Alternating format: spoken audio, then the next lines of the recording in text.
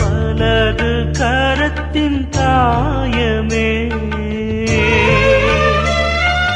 அழகு நிறைந்த ரத்தினமே, இடது கரத்தின் தாயமே, கடவுளின் திரு அன்புருவே, அன்புடன் முத்தி செய்கின்றேன். So good morning sisters. 14வது நாள்.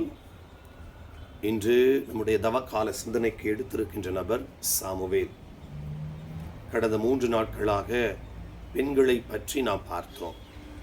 தெபோரா, ரூத், அன்னா என்பவர்களை பற்றி பார்த்தோம். இன்று நமக்கு தரப்பட்டிருப்பவர் சாமுவேல், இறை வாக்கினர் குலத்தின் முதல் நபர், முதல் இறை வாக்கினர். இஸ்ரவேல் இனத்தினுடைய முதல் நபர், முதல் இறைவாக்கினர் சாமுவேல். சாமுவேல் என்ற பெயரை 2ஆக பிரிக்கலாம். எல் பிளஸ் ஷாமு, எல் பிளஸ் ஷாமு, ஷாமுவேல். அப்போ எல் ஷாமு அப்படி என்றால், எல் என்றால் கடவுள், ஷாமு என்றால் heard or remembered, heard or remembered. Samuel என்றால் கடவுள் கேட்டருளினார், கடவுள் கேட்டருளினார். விவிலியத்தில் அழைப்பை பெற்றவர்களில் பெயர் மாற்றம் பெறாத ஒரு இறைவாக்கினர் என்றால் அது சாமுவேல் என்றும் சொல்லலாம். ஏனெனில் கடவுள் கேட்டருளினார், அதன் வழியாக சாமுவேல் கடவுளுக்கு உகந்த வாழ்க்கை வாழ்ந்தார்.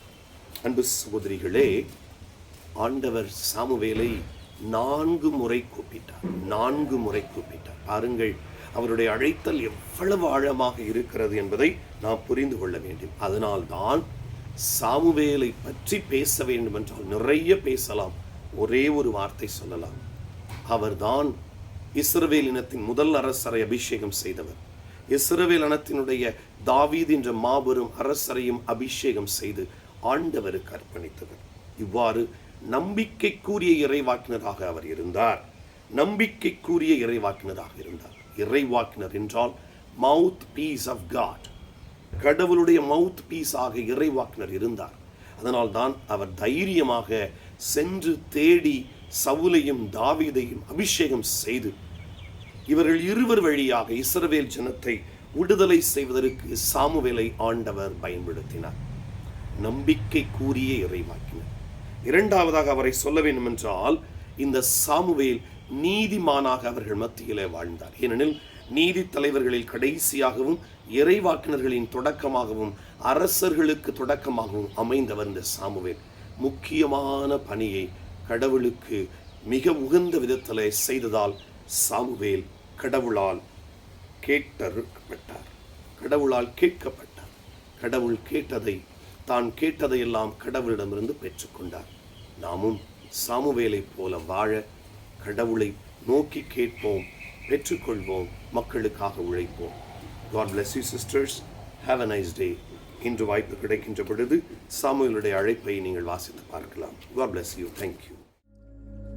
கருணையின் இறைவா, சிறு வயதில் உமது ஆலயத்தில் வளர்ந்து உமது சத்தத்தை தெளிவாக அறிந்த இறைவாக்கினர் சாமுவேலை நினைத்து எங்கள் இதயங்களை உம்முன் தாழ்மையாய் நிறுத்துகிறோம்.